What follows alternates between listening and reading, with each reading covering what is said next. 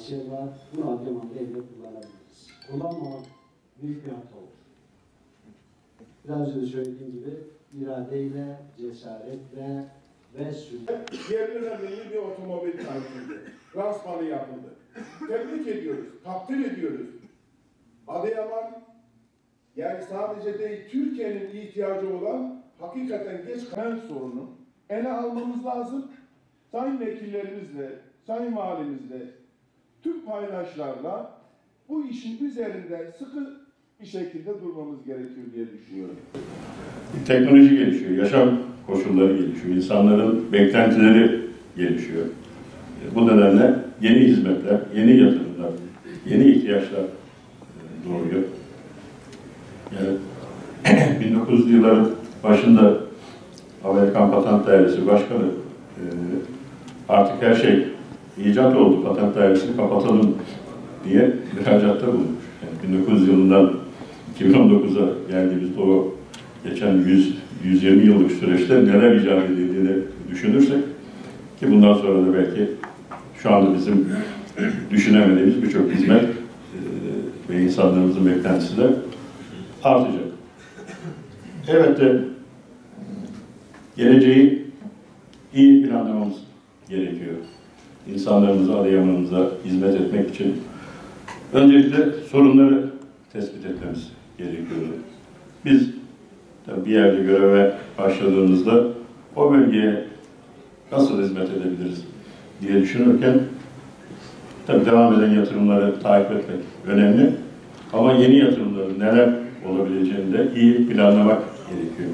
Yerelde yapılabilecek işleri halletmemiz gerekiyor. Onun dışında birçok hibe fonlar var. Kalkınma Ajansımızın ve dünya ölçeğinde olan fonlar var. Onlardan da, hibelerden de, fonlardan da nasıl faydalanabileceğimizi hep birlikte takip etmemiz gerekiyor.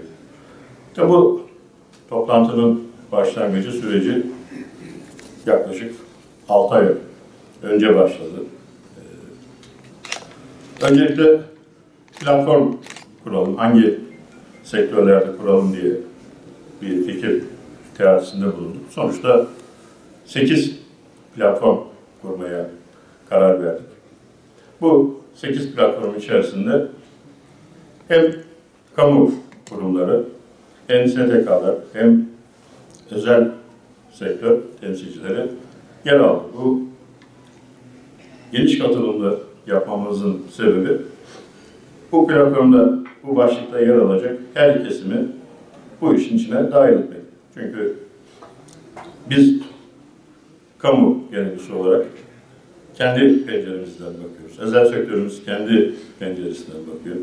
STK'larımız, odalarımız kendi penceresinden bakıyor.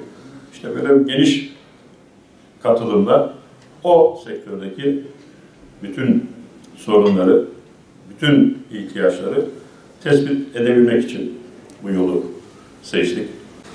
Tabii ülkeler, kurumlar, bireyler dahi geleceğe dair hep planlar yapar. Bunu önemli olan eyleme dönüştürmek, bunu somut hedeflere dönüştürdükten sonra da takibini yapmaktır. Şimdi dünyada da dengeleri hepiniz çok iyi biliyorsunuz. Yaşadığımız hadiseler hepimizin gözünün önünde. Dünya nereye gidiyor? Türkiye bu konjonktürde ne yapmaya çalışıyor? Türkiye'nin içerisinde iller nasıl bir adım önde olmak istiyor? Kurumlar nasıl birer adım önde olmak istiyor? Herkesin bir hedefi ve bu hedef doğrultusunda bir emeği, bir gayreti var.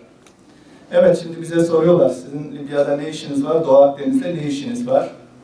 Aynı soruyu soranlar, Kanal İstanbul'da ne işiniz var, yerli otomobil sizin neyinize diye Türkiye'ye maalesef hadsizce sorular soruyorlar. Ben yabancıları anlarım. Çünkü ciddi bir rekabet var.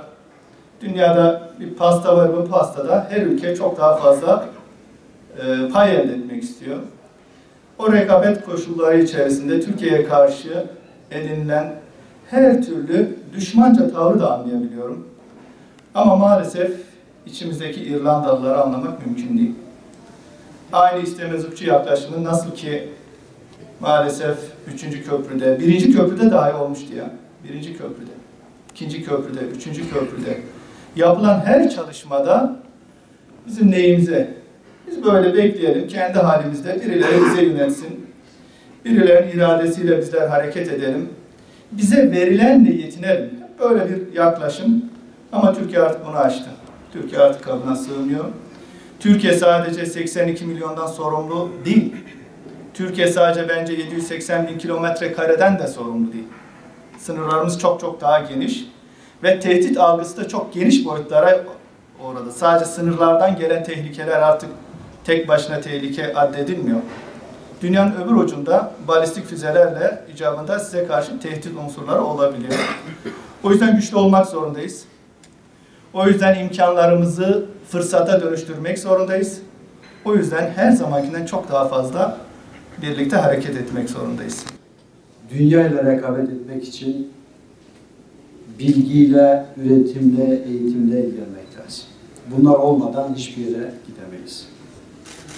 Bu kapsamda mevcut Adıyaman'daki potansiyelleri bilmemiz lazım.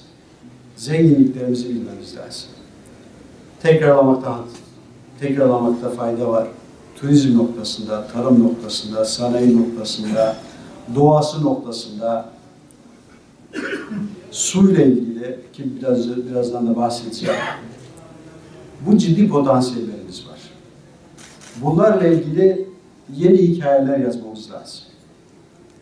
Ve bu hikayelere inanmamız lazım.